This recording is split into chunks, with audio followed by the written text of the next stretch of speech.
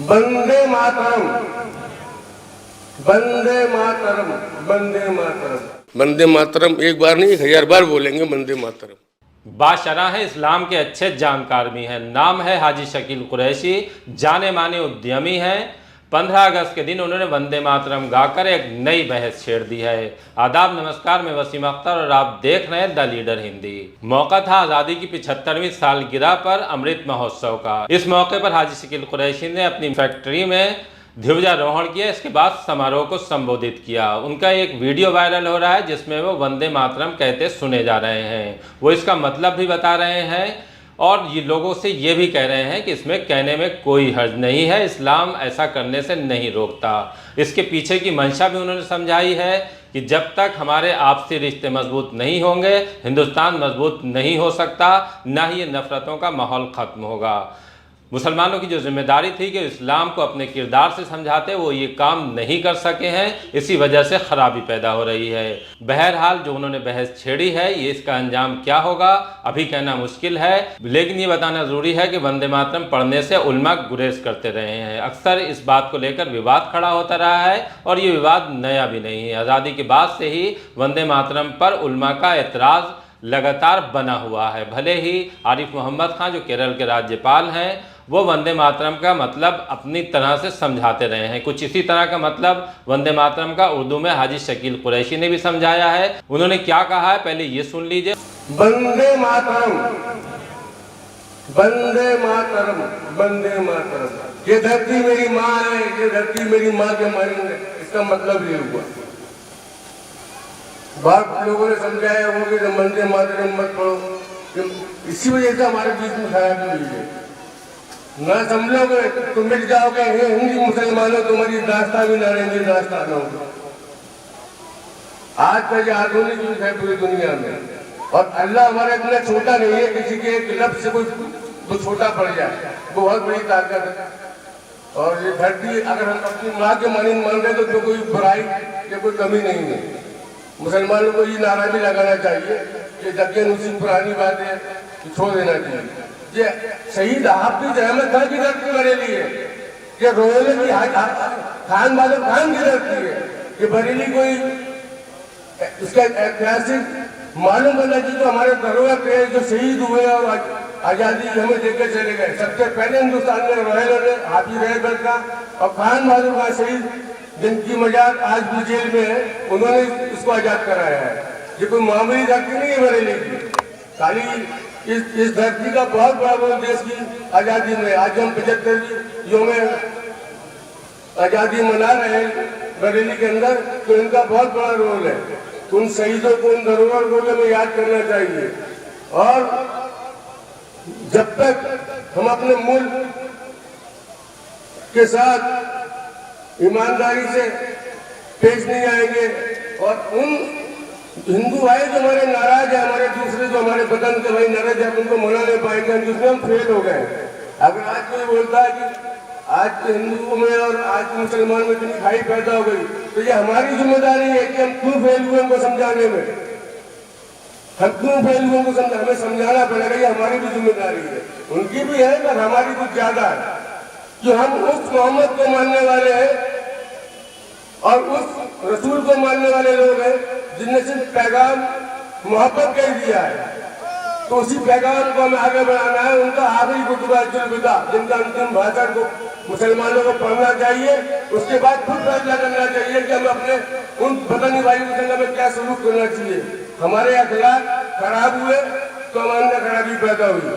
हमें इस देश को बनाने के निर्माण में हमारे बुजुर्गों ने शहादत दी है, और जरूरत पड़ने के हम लोगों को भी शहादत देना पड़ेगी, बार बार देना पड़ेगा। इस मुल्क का निर्माण हमें करना पड़ेगा। हर युग के हिसाब से निर्माण होता है और हर युग के हिसाब से देश का निर्माण होता है। इस देश में हमारे बुजुर्गों की भागीदारी थी, शहादत थी, खून था, तो हमारा भी होगा। ऐसा नहीं, इस देश में सबसे पहले जो उन्होंने आजादी की चिंगारी दिलाने वाले 1.25 लाख उलमा ही थे। उन्होंने शहादत दे के देश में चिंगारी लगाई आजादी की, और आज आजादी का हम जश्न मना रहे हैं, जिसको हम 75वीं सालगिरह मनाई जा रही। तो चीज बहुत आसानी से हमें तो विरासत में मिली है, मगर उन लोगों की बहुत खून और उनकी शहादत होगी, उसमें कुर्बानी है। मैं तो ये कह रहा हूँ कि इस देश में अब जो भी नया काम हो तो हिंदू, मुस्लिम, सिख, ईसाई सब लोग मिल के करें और उसको बदकायदे से करें और इसके देश के निर्माण में भाग लें। और ये घर घर तिरंगा ये पहले 2002 से पहले हम लोगों को नसीब नहीं होता था। अगर जो आज हमें आजादी का मौका मनाने का मिला है तो इसको बिल्कुल मनाना चाहिए, हर मनाना चाहिए, मस्जिदों से मनाना चाहिए, मदरसों से मनाना चाहिए और हर जगह किसी भी कारखाने से ऑफिस से हर जगह घर घर तिरंगा जरूर कार्यक्रम को हमेशा जब तक जिंदा रहो सुनाते रहो इस अलग के साथ कि हमारा देश कैसे क्यों आजाद हुआ था और हमें नए देश को युग बनाने में, इसको निर्माण करने में हमें भागीदार बनना पड़ेगा, हमें इससे बचना नहीं पड़ेगा। तो मैं इसी बात के साथ जय हिंद, हिंदुस्तान जिंदाबाद, जिंदाबाद जिंदाबाद, हिंदुस्तान जिंदाबाद, जिंदाबाद जिंदाबाद। इसके बाद हम आपको बताएंगे कि इस्माइल दरबार ने भी इस मसले पर किस तरह से हाजी शकील कुरैशी का समर्थन किया है। इस्माइल जी, कल 15 अगस्त का मौका था और वहाँ पर जब कहा जा रहा था फ्लैग होस्टिंग के टाइम पर शकील जी ने एक बात कही थी कि वंदे मातरम जो कहने में कोई भी परहेज नहीं करना चाहिए, कि हम तो वहाँ अपनी जो धरती माँ है, भारत माँ है, उसको प्रणाम कर रहे हैं। भैया हमारा मज़हब तो ये सिखाता है कि आप पहले सबसे पहले सलाम करो जी, उससे भी आपको नेकी मिलती है। तो वंदे मातरम बोलना भी एक सलाम ही है, वो करना चाहिए, बिल्कुल दिल से करना चाहिए। और हमने यहाँ हिंदुस्तान में ही हम पैदा हुए हैं ना, तो उसमें एतराज़ बिल्कुल शकील भाई ने जो कहा वो गलत नहीं कहा है। और ये तो हर मुसलमान जानता है कि अगर हम किसी को सलाम करें, नमस्कार करें, तो अगर सलाम के जवाब में अगर इतनी नेकियां लिखी है तो नमस्कार में भी उतनी होगी।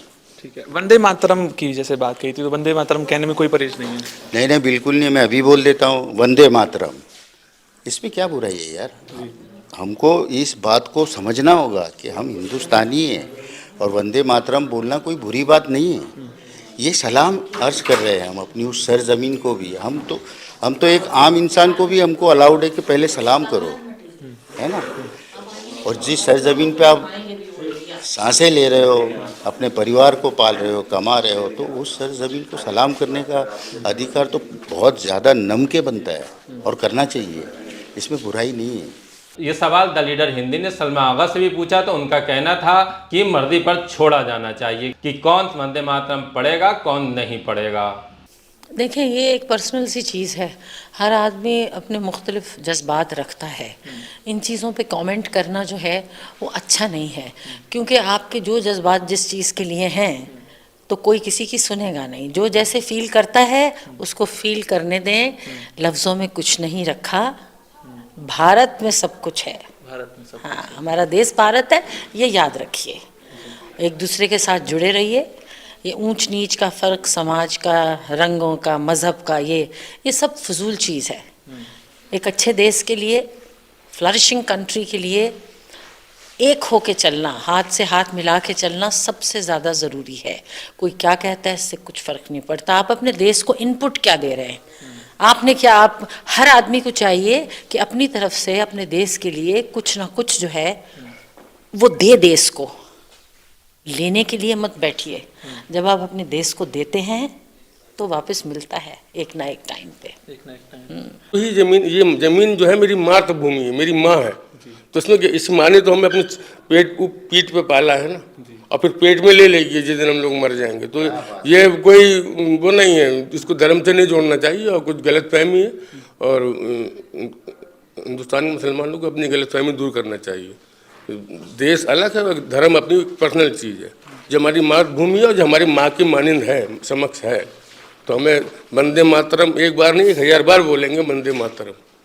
हाय एवरीवन, मैं हूं जसलीन मथारू, द लीडर हिंदी। खरी बात मजबूती के साथ मुझे बेपनाह प्यार और स्नेह देने वालों से मेरी गुजारिश है कि आप लीडर हिंदी के चैनल को सब्सक्राइब करें और गूगल प्ले स्टोर में जाकर द लीडर हिंदी का ऐप डाउनलोड भी करें।